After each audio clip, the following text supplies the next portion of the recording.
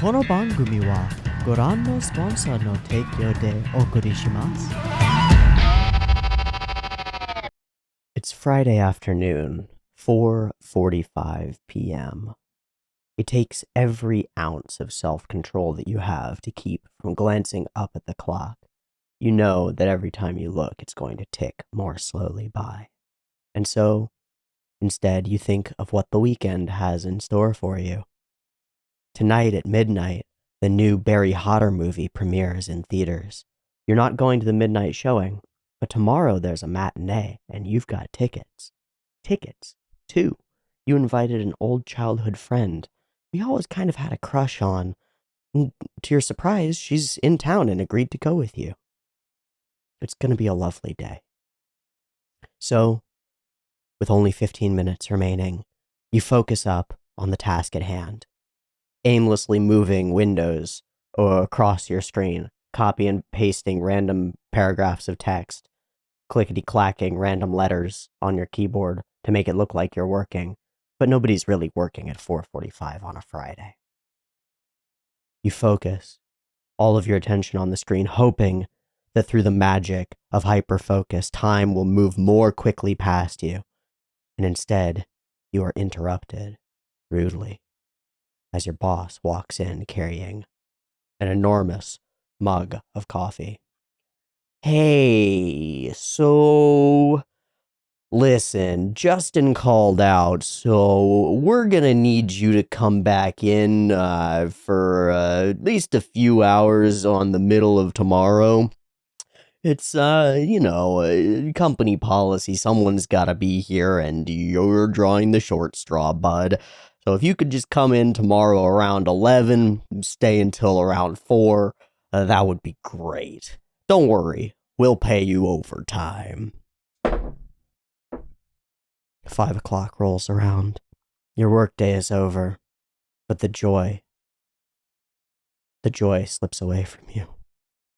All you have to look forward to is overtime. This story time brought to you by my wonderful patrons, who didn't ask for this and probably didn't want it. Thanks, folks. I'm Teeaboo, and I'm here for Jujutsu Kaisen episode, we're on 11, right? It's 11. Episode 11. Nanami and Mahito are going at it, and Nanami just took off his tie, undid his tie a little bit. Or did he wrap his tie around his fist? He wrapped his tie fully around his fist, didn't he? Baller. And now he's going into overtime. What that means, I don't know, but I think he's about to get more powerful, and it seems like he needs to be because Mahito is a problem. Dude's got way crazy warping powers and soul-touching fuckery, which seems to be doing some kind of, lasting damage to Nanami every time he touches him, which is gross. On the other side of things, it's Yoshino Junpei, right? Fucking hope so. Junpei is being approached by ya boy Itadori and ya other boy, I forget his name, dude in suit who has car who drives us around. He's nice. I'll learn it eventually. Approached with a flying munchkin in order to try to determine if he has any ability to see curses. I don't know how much fuckery Junpei has done, but he was real ready to lash out and cause some serious harm to his principal, vice principal, the fucker who watched him getting beat and burned by students and did nothing to stop it. And then, beyond that, willfully, ignorantly misinterpreted their constant attention toward him as affection and assistance when it was, in fact, bullying. No holds barred, violent harm being caused to one child by other children for their own reasons. Real fucked. Yeah, I think Junpei was gonna kill that guy. I don't know with what power. So we're getting in right under the wire on the maybe convince Junpei to not be a bad boy sort of train. And man, there is nobody like Itadori for being gung-ho and Neketsu-hen with the flaming blood, burning blood, and, maybe show this kid that there's more to people than just the horrors they inflict upon each other, which is, of course, the only perspective that Mahito has. It's what he's made of, isn't it? This is cool. We got two separate confrontations, and on both sides, we're learning things as we go. We're finding out stuff. For the two previous episodes, there's been pretty significant exposition happening just in the conversation between Mahito and Junpei. You've got this powerful curse who's got a lot of knowledge, sharing it in a manipulative way in order to guide Junpei to certain conclusions. With this young man and trying to guide him in certain ways, but even colored by temptation and mystery and everything that he's putting into those speeches that he gives, it's still a lot of interesting information. For example, Jogo and the Hadababe, the flower one, and the squid are nature spirits, like the land and the sea and the forests. And we've been afraid of those for a long time. They're very powerful, and now they're totally sentient, awake, and working together. Like the whole earth in cursed form has decided that humans are no more and that they can do better on their own or something. It's pretty rad. Little bits and bobs like that. Very, very cool stuff.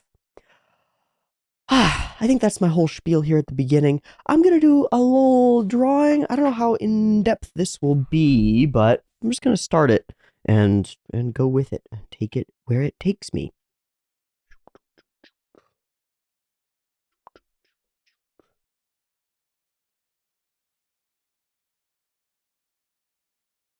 Like that.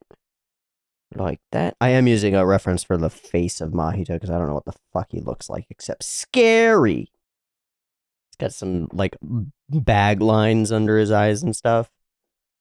Dude's a little wild, probably never sleeps. Uh-huh.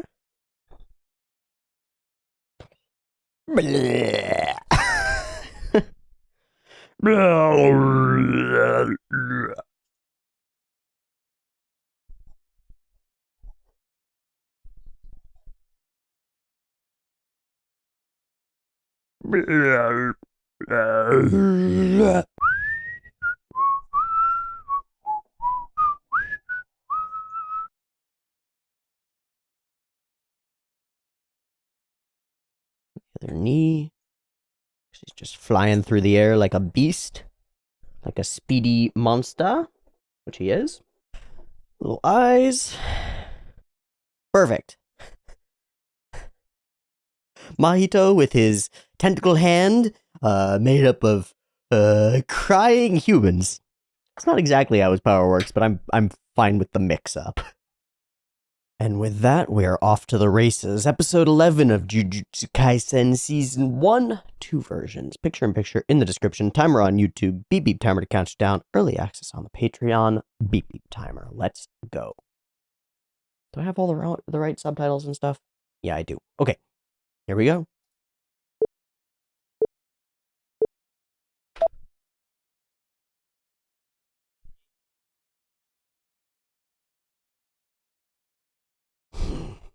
Yeah, my time limit.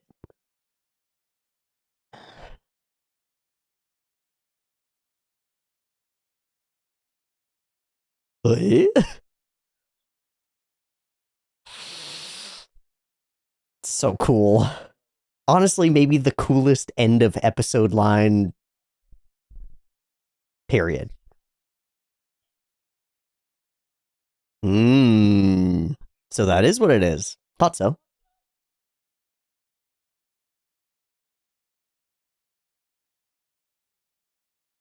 7-3.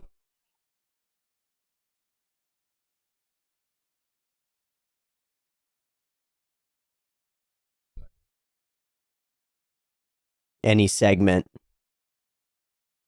So what does overtime let you do?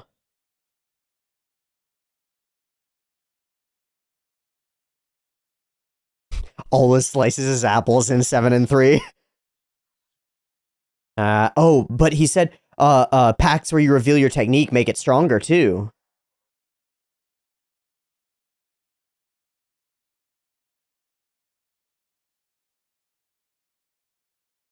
Might not happen.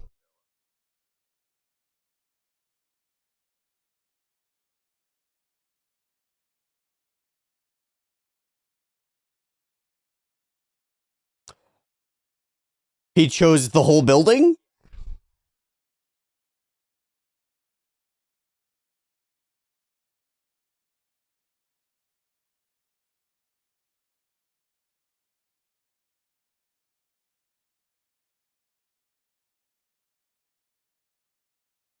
Nope.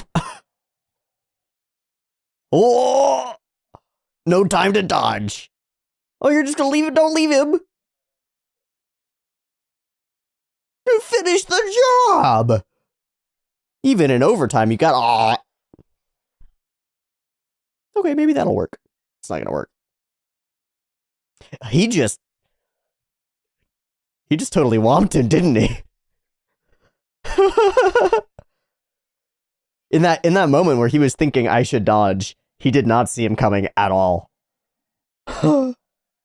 Nanami's a beast. I'm sad that that fight isn't ongoing. I thought it was going to be the whole damn episode, and I was here for it. The time-based pact part makes perfect sense. The telling him about it part, I think, is also part of it, right? Because he said when he was talking to Itadori, he said that, like, if you make a pact to tell your abilities to somebody else, that's one way to strongly improve them. I don't know.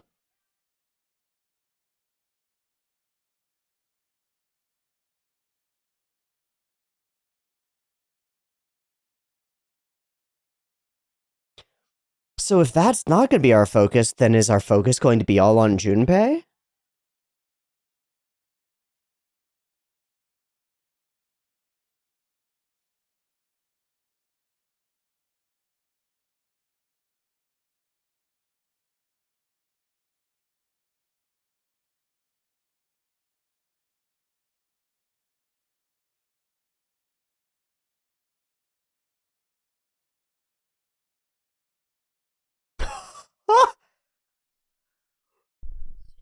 Oh, that's great. Oh, weird.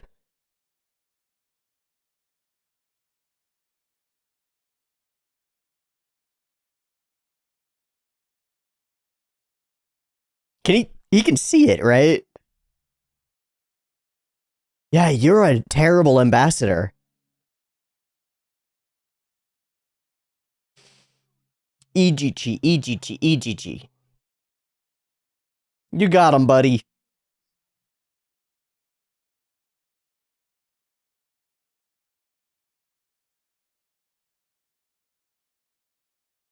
Aw, he was already warned. He was already warned. Whoa, but positively? Yeah, why would he want him to befriend them? For later mischievousness?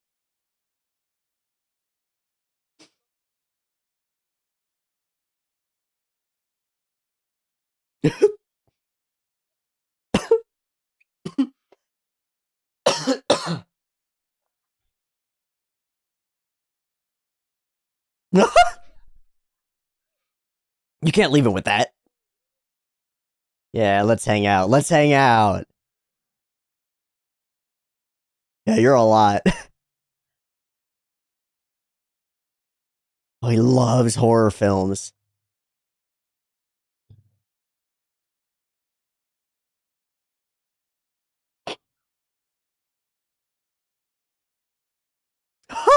Oh, that makes sense.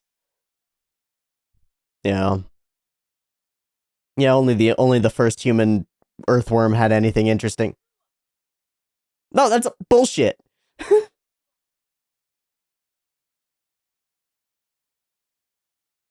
No. No. Oh no. Oh, we're gonna do it again.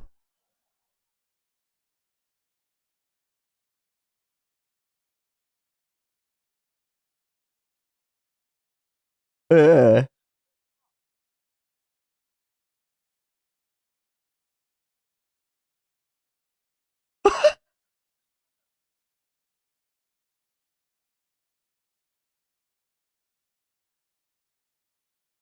He's obsessed. Perfectionists. Yeah, because reasons.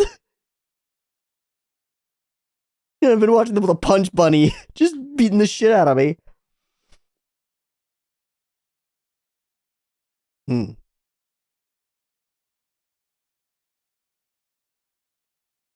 It's a date. Oh, a little bit, a little bit.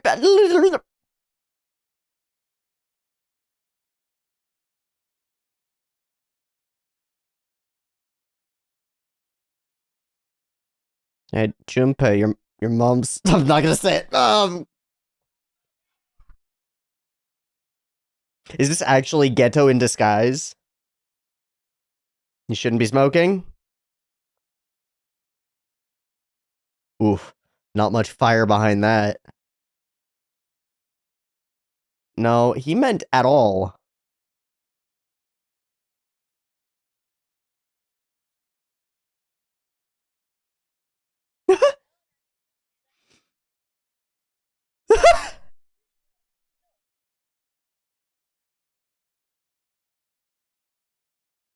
Oy.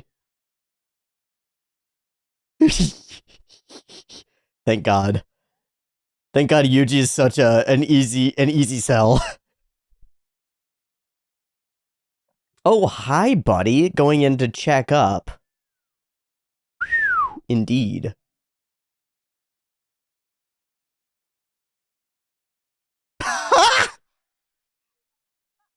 Oh, he loved that.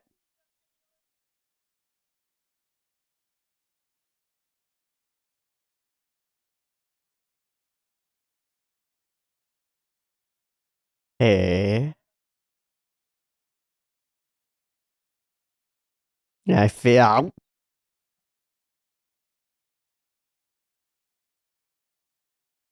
real potent. Real bullshit. Please do. No.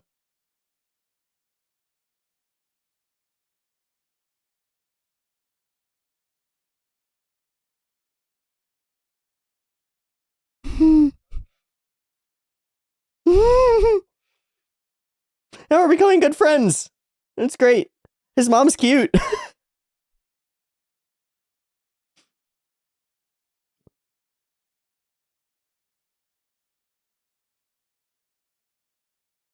Yeah, it'll be fine. Unless there's something else.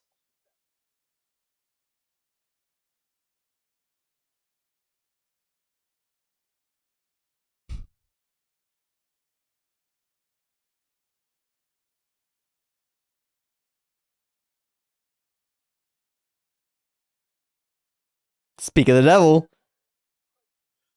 You're fine, you're fine. Sorry for what? Oh my gosh. Wow, he got hit. Just totally calm. Needs some medical.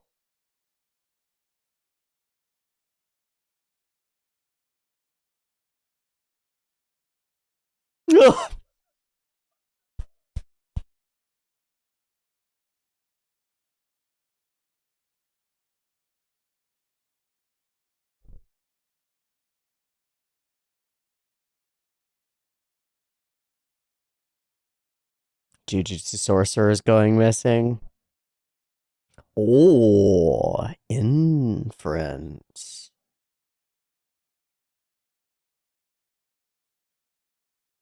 Yeah, that tracks. I was gonna say, we never went domainy. So now that's a future threat. Ruh-roh.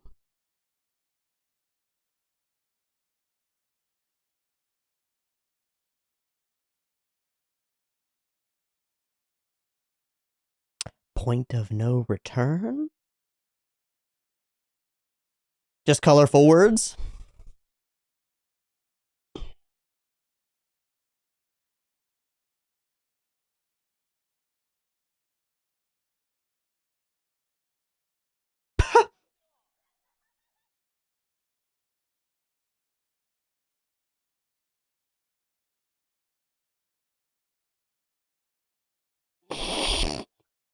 Well, yeah, very irritating. Well, that's very funny. Got him. Oh yeah, movie references are the way to get it. Yeah.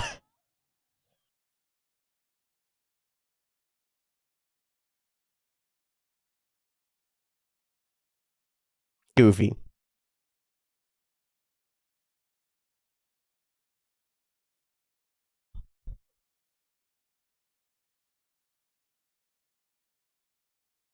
Oof.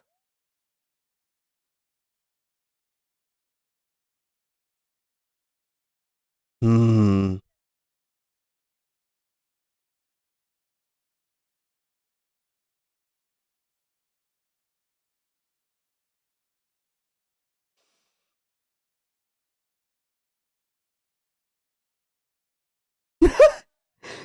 Takes all the wind out of it if you praise yourself for it. Pet, pet, pet, pet.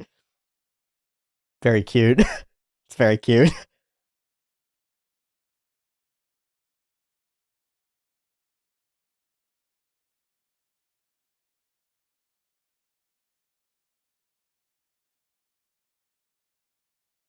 Oh, we share a missing parent. Junpei's got the missing father.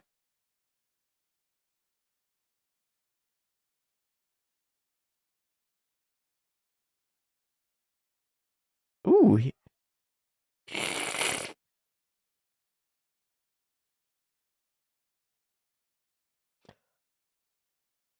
Also, how did he know to ask that? What is going on?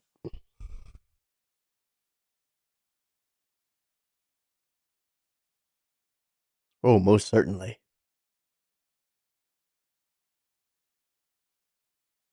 Yeah, but what if you had to? Ah.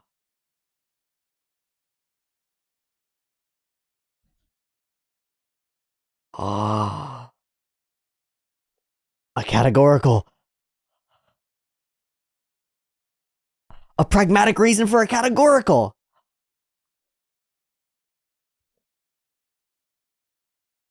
Because he's asking about his.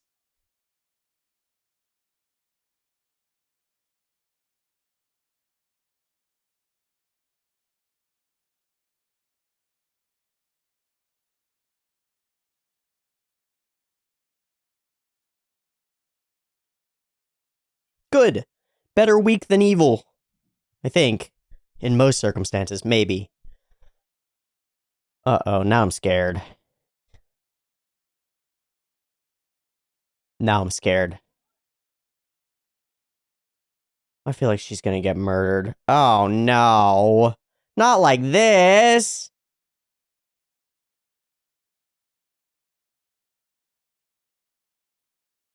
That's too many breasts. That's not right. God damn it. We had to make a likable character just to put them in danger. Oh man. Is Yuji anywhere around?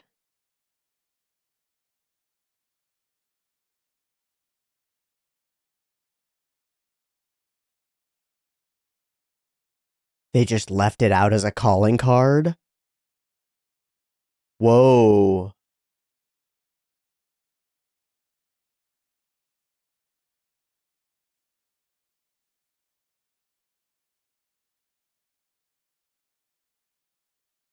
That not as a calling card, as a fake.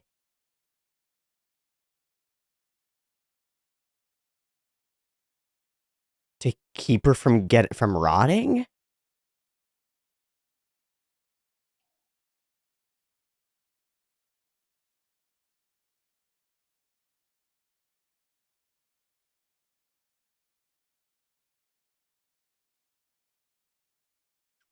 Back to the basic.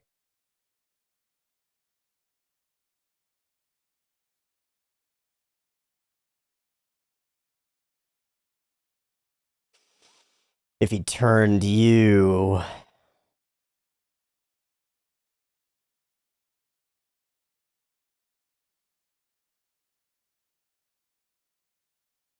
Oh, okay, so you're just trying to protect him from that. Ooh, I don't know, man.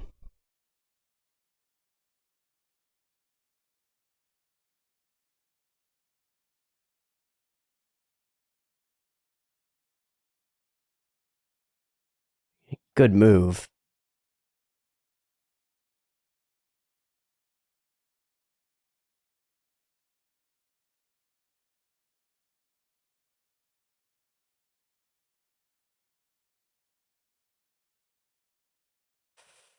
Breaking point, man. If he walks past someone...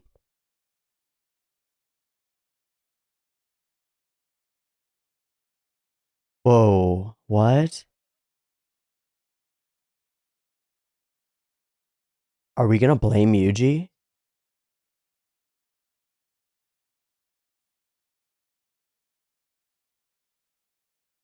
Wait, the kids at school?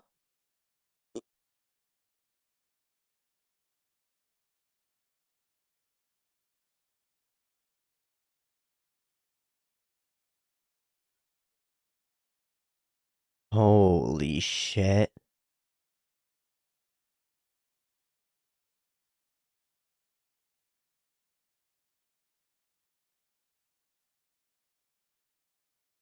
Junpei?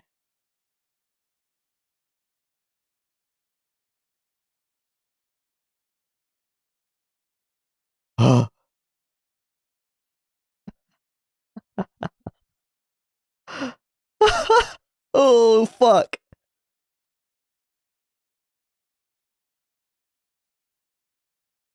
Ugh. Oh, what's that? Ooh. Junpei! Junpei, don't murder the whole school! Oh, shit. It's these two. Holy shit, what?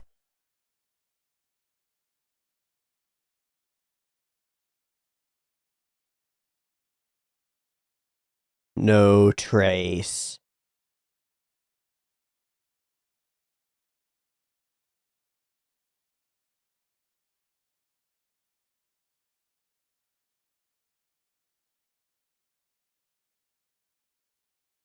Windows?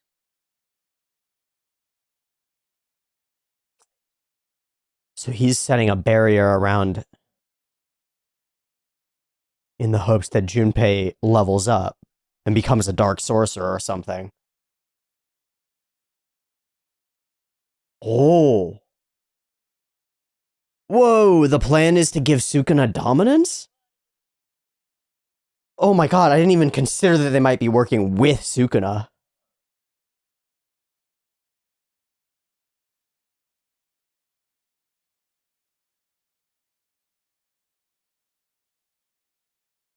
They want him more powerful. They want him to be eating more fingers. Oh no. Oh, that's such a wrinkle. It's gonna be crazy. Oh no. Oh no.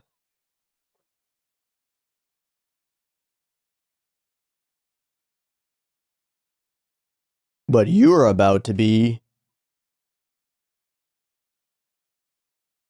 Why are you wearing a girl's top?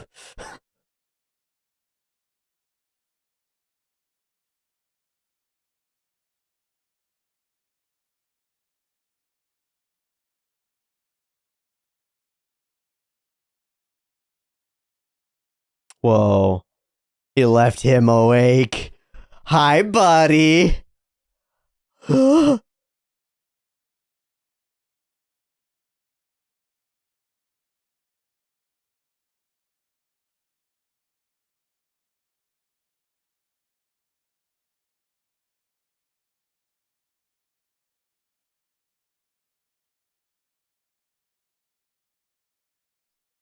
What has he done?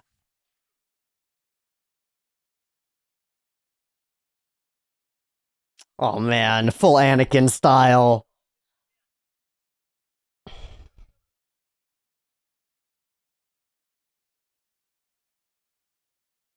Oh god. He is really embracing his powers. Deh. Oh shit. plan in action.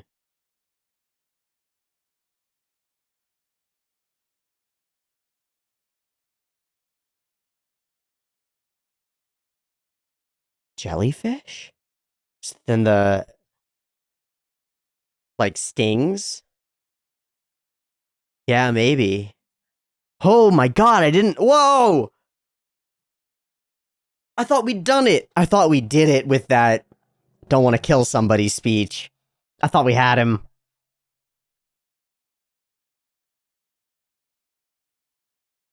Shit. All it takes is a well-placed murder.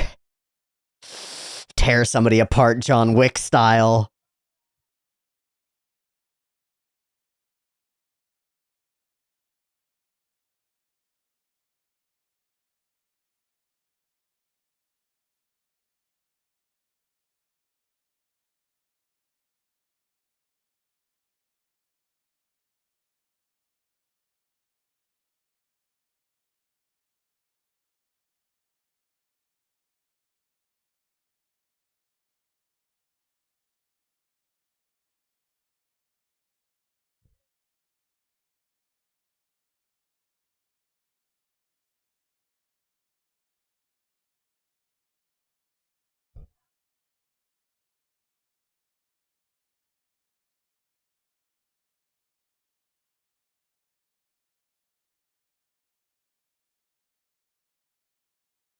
Sunball!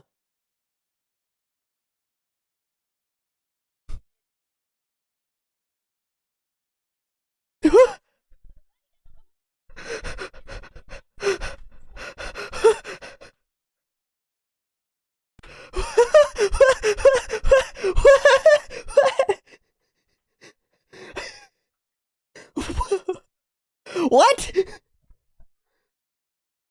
It's like a parody of a of a cooking show. Or what the fuck? That's so. God, it's so weird to have that goofy bit right after this huge, intense build up. Slam! Goofiness. Whoa, okay. Big plans now in play. Double-sided, I think.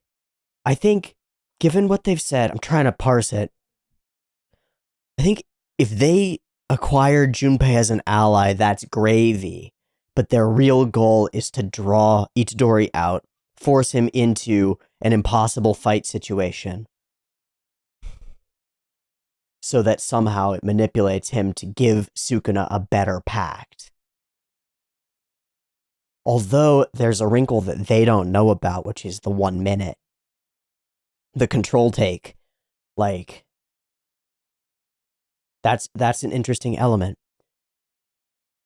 Oh man, okay. Taking a step back. Opening sequence and first portion of the episode is the continuation and final ending of the first fight between Mahito and Nanami. And it's pretty cool, especially before we drop into the like flashback sequences. There are a couple of great, really, really cool, fluid, dynamic shots. When he really takes off and just is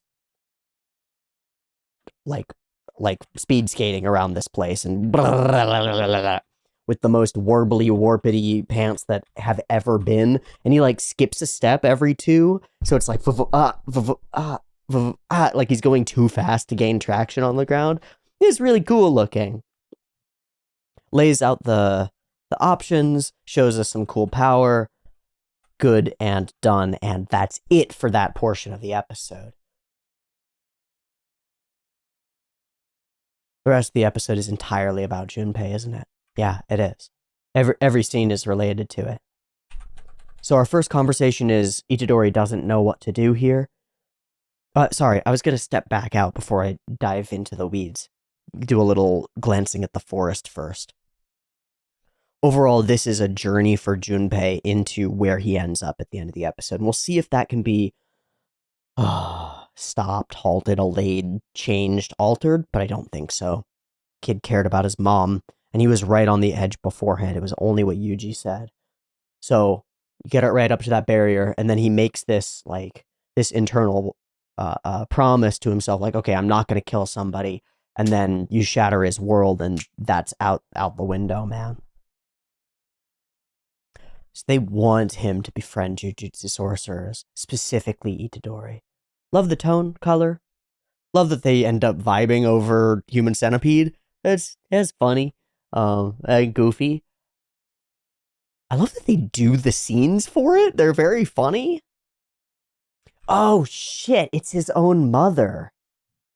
She discovers his horrible truth, and he kills her for it.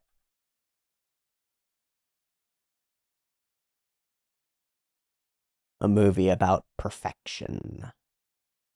Ah, Itadori's so smooth. Yeah, I guess I haven't gone to the movies in a while. You gotta take me.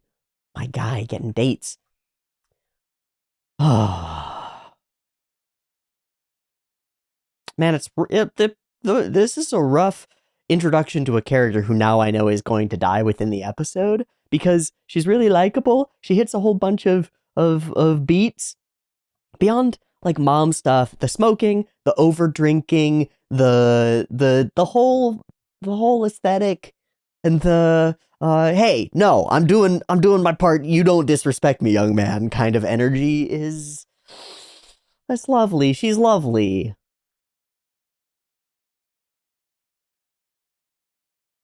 But then I don't know what it is about this scene of putting out the cigarette. There are a couple of elements. One is clearly this is an evidence of care and love from Junpei, right? He loves his mom. He doesn't want her to die from lung cancer or to smoke, right? But then in the way that he speaks it, he like starts strong and trails off as he doubts himself. And I think that's a really strong insight into who he is. It's something that he feels deeply, but he still can't speak up for himself in fullness. And that's the way that this boy has lived his whole life. Things he doesn't want happening, things he wants happening, he's unable to speak up for them. So other people have chosen for him in lots of ways how he's going to be. Those bullies chose for him to be who he is right now. And he allowed them to. Or perhaps he is this way because of them. We could put it that way too. Beaten down enough times, you realize you shouldn't stick your head out, you know? Geto and Mahito and Ijichi. A child. That's real scary. Mahito is just a child. And I wondered, I said it when it happened, the point of no return, where he becomes too powerful to stop? Or... that's my guess. Yuji's a goof and is capable of befriending old ladies. Good job, Yuji. Yuji Itadori, MILF Hunter. And here we get to it. Have you ever killed someone? But you will, right? Like, you're gonna run into people that you have to fight. So will you kill them? What will you do? It's a really good question, because we haven't faced it yet. And his answer is as wholehearted as can be, and I think nails it. When I sort of wigged out when he says what he's about to say, what I said was, oh my gosh, a reason for a categorical, a way to describe it, right? Because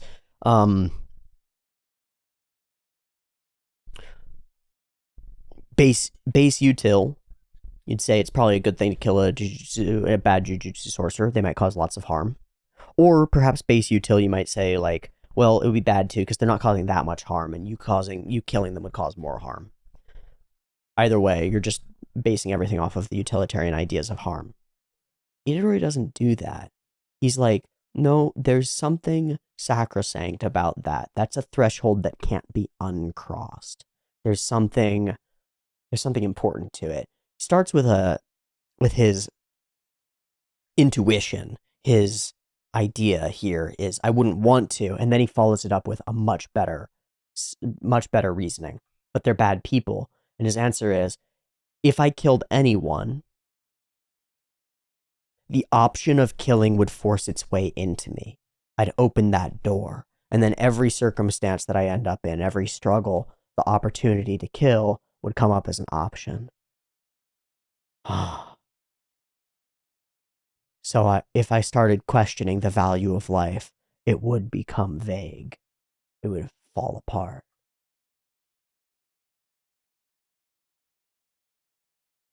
And that scares me. I'd say that's the... Oh...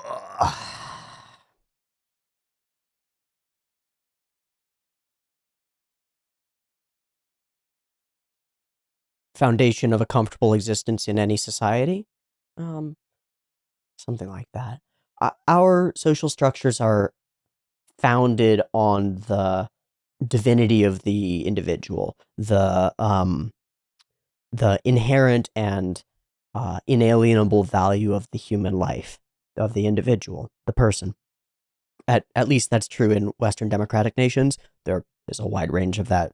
It's not everywhere.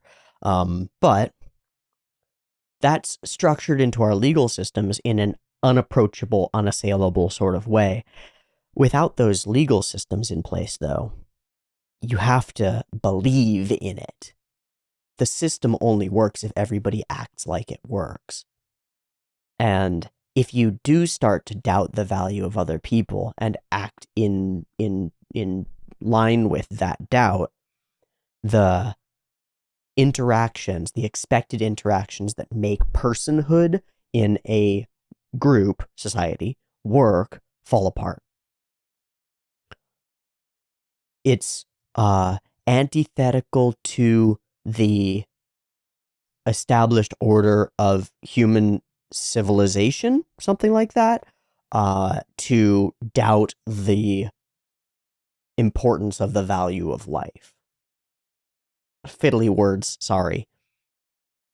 At least in our modern systems of interaction. There have been other systems. Slavery was a long-lasting institution amongst many, many, many, many cultures, wherein human life was not viewed as sacred or sacrosanct, and that has particular repercussions for the way that life plays out. So, Itadori's reasoning here, that it's a threshold that must not be crossed because it opens a door that he doesn't want to be able to walk through, I think is really cool. I think it's really important. And then he goes on to tie it in to the importance of those he cares about and directly tie us to our episode 1 reasons for being, way of existing. And it convinces Junpei. He's able to put away his previous idea, the idea that people don't have hearts. The one that made it palatable to examine his own existence. He says it gave me strength.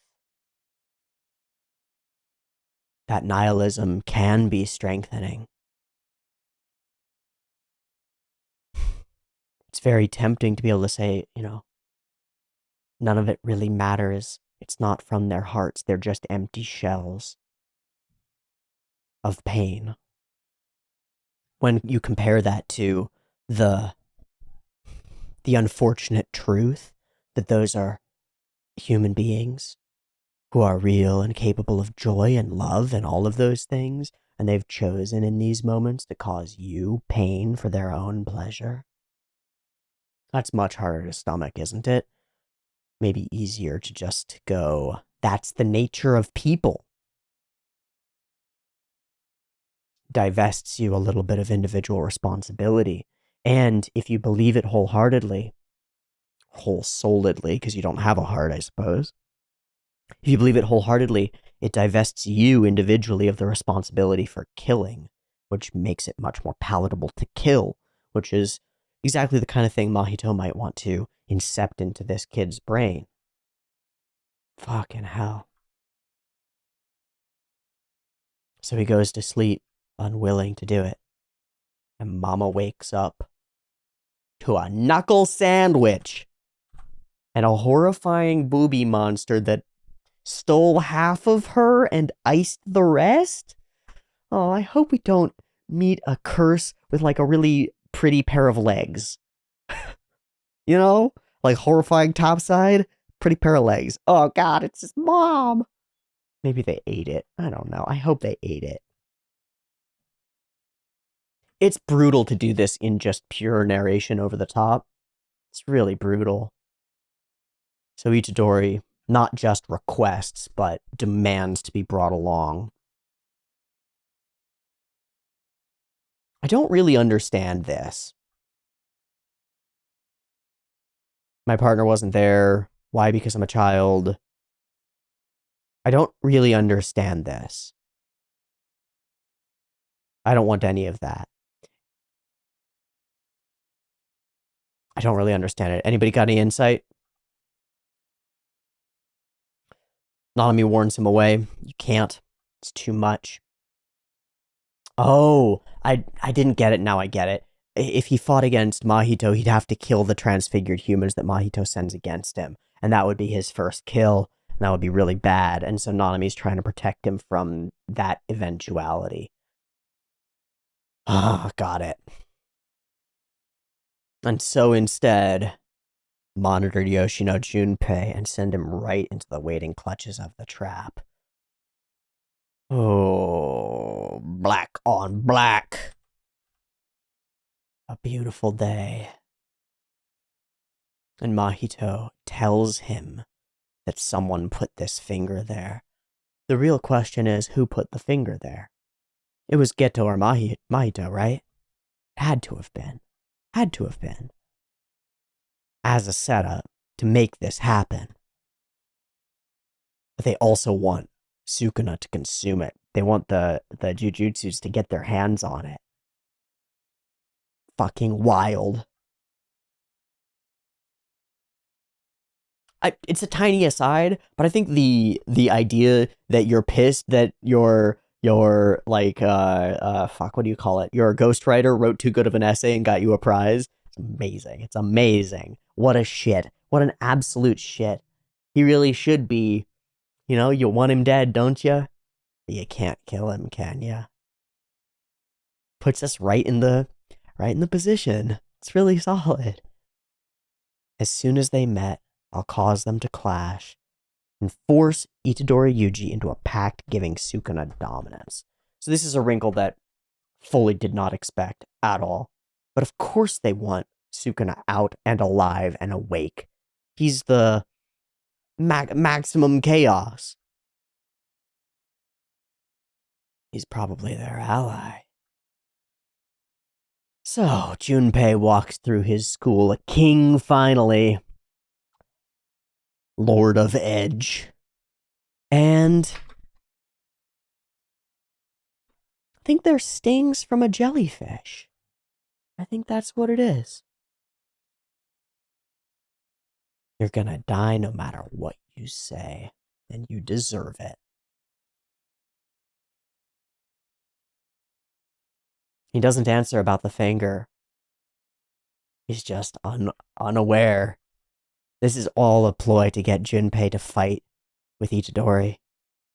Can Itadori, good boy protagonist, his way out of this one and avoid his first kill, Junpei's first kill, and hopefully get this kid to stand down? Or is this going to get real dark real fast? I don't know, but I'm excited to find out next week on Jujutsu Kaisen. Oh! This is the Junpei episode, and it's going bad. It's going bad. Sides of a coin. It's interesting that both of these characters, with one guardian figure in their lives, have been catapulted in opposite directions by the deaths of those characters. They could really, really be best friends, couldn't they? That's the kind of thing that makes for the best of rivals. So in some ways, I kind of hope that we drag this out and Junpei ends up being Geto's, like, sorceress apprentice and evil Potter. Like, you know, that'd be fun. That'd be fun. But he's a good boy, and I don't want him to die. And we've got a veil around us, so nobody's going to be able to get in or out. Oh, boy. Oh, boy. This is not the fight we wanted, but it is the fight we're going to get next week on Jujutsu Kaisen. Thanks very much for watching this week's episode. I'll see you next time for the next one. Early access on the Patreon. Much love to you. Enjoy your weekend, overtime or no. Peace.